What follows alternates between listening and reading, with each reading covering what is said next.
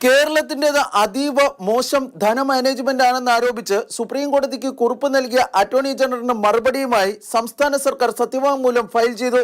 മൊത്തം ആഭ്യന്തര ഉൽപാദനത്തെക്കാളും കൂടുതലാണ് കേന്ദ്ര സർക്കാരിന്റെ കടം. ഇത് ഇന്ത്യയുടെ സാമ്പത്തിക സ്ഥിതിയെ അപകട സാധ്യത ഉള്ളതാക്കുന്നുവെന്ന് കേരളം ചൂണ്ടിക്കാട്ടുന്നു. സമാന സാഹചര്യങ്ങളുള്ള രാജ്യങ്ങളുടെ കടത്തിനേക്കാൾ കൂടുതലാണ് ഇന്ത്യയുടേതെന്നും കേരളം സുപ്രീം കോടതിയിൽ ഫയൽ ചെയ്ത സത്യവാങ്മൂലത്തിൽ ചൂണ്ടിക്കാട്ടുന്നു.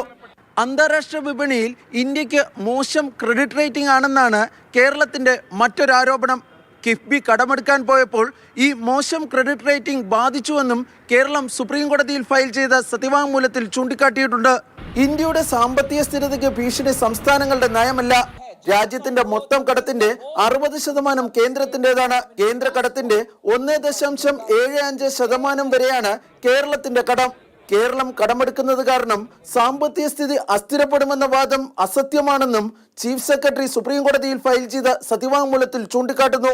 വായ്പാ പരിധി വെട്ടിക്കുറച്ചതിനെതിരെ കേരളം നൽകിയ ഹർജി സുപ്രീം കോടതി അടുത്തയാഴ്ച പരിഗണിക്കും. B Balagopal, Mathrubhumi news, Delhi.